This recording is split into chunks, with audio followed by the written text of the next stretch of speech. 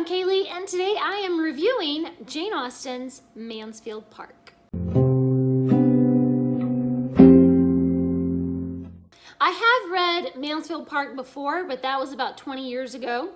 So I am rereading it again, and I must say I liked it so much better the second time. Fanny Price goes to live with her rich relatives who make her feel inferior and they criticize her. She befriends her cousin Edmund, but she is belittled by her other cousins, Julia and Maria. When the Crawford siblings arrive as the new neighbors, Maria and Julia compete for the attention of Mr. Henry Crawford, while Edmund gradually falls under the spell of the beautiful and wicked Miss Crawford. But only Fanny is undeceived by the Crawfords' pretty manners. The first time that I read Mansfield Park, I was kind of frustrated with Fanny's character.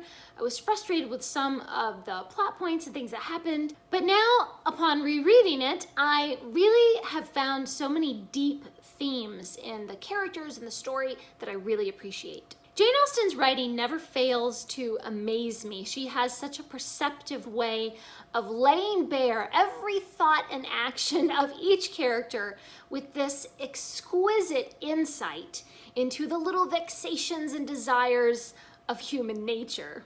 Mansfield Park is definitely one of her more serious novels. It's not as silly or funny as some of her others, but the funniest line in the whole book is when Miss Crawford and Fanny and Edmund are all walking through a wood and they're arguing over how far they have walked. Miss Crawford insists that they must have walked at least a mile, and Edmund pulls out his watch and says, "We've been out here for exactly a quarter of an hour. Do you think that we are walking 4 miles an hour?"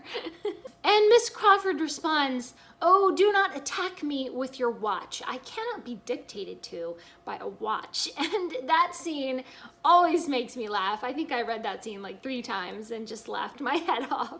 The first time I read this book, I was just so frustrated with Fanny's character. She is so timid and shy that she annoys me. Why doesn't she just get some backbone and stand up for herself? But now, rereading it years later, I think I begin to understand her personality a little better. She has a quiet strength that gives her the endurance and the fortitude necessary in her difficult circumstances. I put little sticky notes at different places in the book, and I counted 9 times throughout the book that Fanny stands up for herself and she will not let anyone bully her into doing something that she does not want to do. When it is important to her, she does stand up for what she believes is right. She does ask for things that she needs or wants, but she just knows how to pick her battles. And she only shows her true strength when it is really needed. At one point, Fanny says, "I was quiet, but I was not blind." The other characters tend to overlook Fanny because she is quiet, but she sees everything that goes on behind the scenes. And that is why she's able to stand firm in her principles and see the true character of wicked people like the Crawfords, even when others might be deceived. Another part of the book says that Fanny's gentle manners concealed the sternness of her purpose. And another paragraph says that she had all the heroism of principle and was determined to do her duty. I think that that is the key to Fanny's character. She is quiet and timid until she is called upon to do battle for what is right and good. And her strength is in her dutiful attitude and her constant devotion to honor and truth. When the rest of the family are all taking part in a questionable play and they're flirting through the improper lines, Fanny is the only one who is consistent in her disapprobation of the play. She's the strongest one of them all. Even Edmund is roped into participating in the play, even though he knows it is wrong, but Fanny is the only one who remains true to her principles and beliefs. Fanny's mannerisms and her conversation are gentle and quiet, but her decisions are strong. Her emotions are easily upset and her temperament is nervous, but her mental agility and her spiritual courage are what make her an amazing person who eventually gains the respect and the admiration of everyone who knows her. The fact that she can have so much fortitude despite her anxious thoughts and her sensitive personality and her constant fears is truly an act of heroism. The best thing in this whole book is seeing Fanny's character development, and especially the way that the other characters gradually begin to realize just how good and sweet Fanny really is. There's a quote that says that her disposition was peculiarly calculated to value a fond treatment, and they finally begin to appreciate her for who she is and to treat her accordingly with respect and affection. The scenes that I love the best in this whole book are between Fanny and her brother, William. William is a midshipman in the Navy, and these two siblings rarely get to see one another, but their family bond is so powerful. I love to see how Fanny comes alive when she is with William. She is sure of his brotherly love, and she has no fears when she's with him. She is completely comfortable and secure, and she just lights up from the inside with a radiance that her aunts and her cousins can never see because of their criticism and their emotional abuse. I just love William. He's wonderful.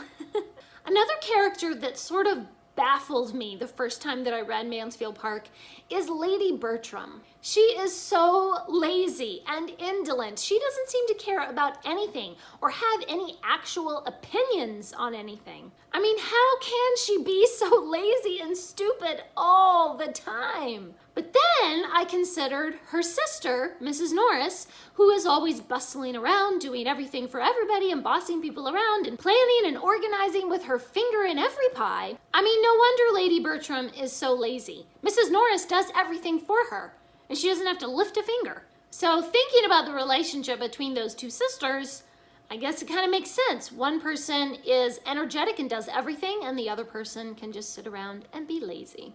I love the villains in Mansfield Park. The Crawford siblings are such a delightfully wicked duo. The thing that makes them both so interesting is that they do have good qualities. Both the reader and the characters in the book are ready to believe that the Crawfords could reform, but we are left wondering around every corner of the plot whether or not they will end up evil or whether they will end up good by the end. Just when one of them seems to be leaning towards good, the other one does something particularly nasty and selfish. They influence one another dreadfully, and it is a fascinating train wreck to watch. And now we get to Edmund. Edmund is a wonderful character full of goodness and affection. He's kind and generous to Fanny from their childhood, but it annoys me how the narrative often refers to his molding her character and training her mind. I mean, certainly it seems that he gave her some advice and some help along the way by recommending books for her to read or talking with her about life and duty and godliness. But the narrative makes it sound like he single-handedly made Fanny who she is. Excuse me, that girl was already lovely and sweet before you came along, Edmund. It's just annoying. And then Edmund is fooled by the evil Miss Crawford. He is blind to her faults, and he's equally blind to Fanny's merits. I mean, what an idiot. He just gets on my nerves sometimes.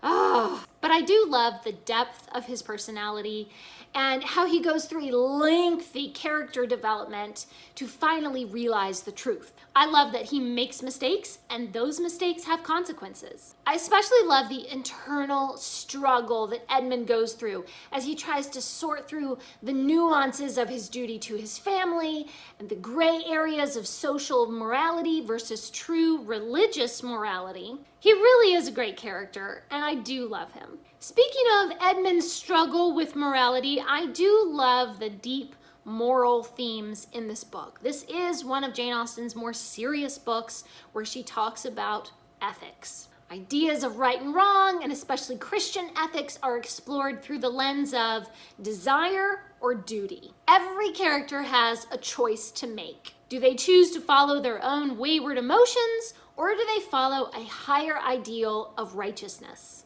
Austen was a preacher's daughter, and as a preacher's daughter myself, I always love to see these beautiful Christian themes celebrated in her books. So the next bit that I want to talk about is the ending, and so there are spoilers. So if you have not read Mansfield Park, or at least watched the movie or something, then goodbye and thank you for watching.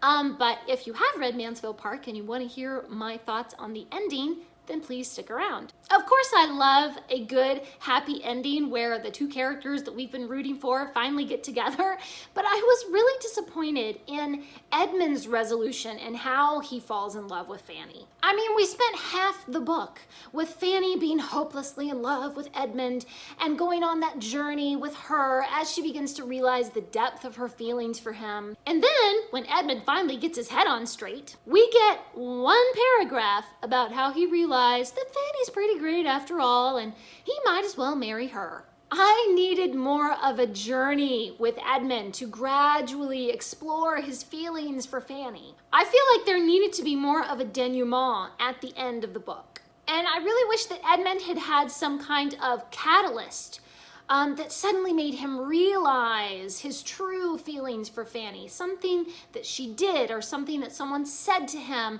that could have sparked a new train of thought and made him think of Fanny in a different way. After such a long build-up through the whole book, the romance between Edmund and Fanny was just too quick and boring. After everything we've been through with these characters and all the pain and the heartache, to have it resolved in one paragraph is just so disappointing. But even so, I do love Mansfield Park. I enjoyed it so much more reading it this second time versus the first time that I read it. I feel like I came into it with a really different perspective than the first time that I read it, and just ready to dive into some deeper themes, and that's why I enjoyed it so much more the second time. So if you've read Mansfield Park and you did not like it as much as some of Austen's other works, I definitely recommend giving it a second read, because that second read completely changed my experience of this book. Of course, it's Austen, so I ended up giving it 5 stars. Thanks for watching. Please subscribe, and remember, the right book in the right hands at the right time can change the world.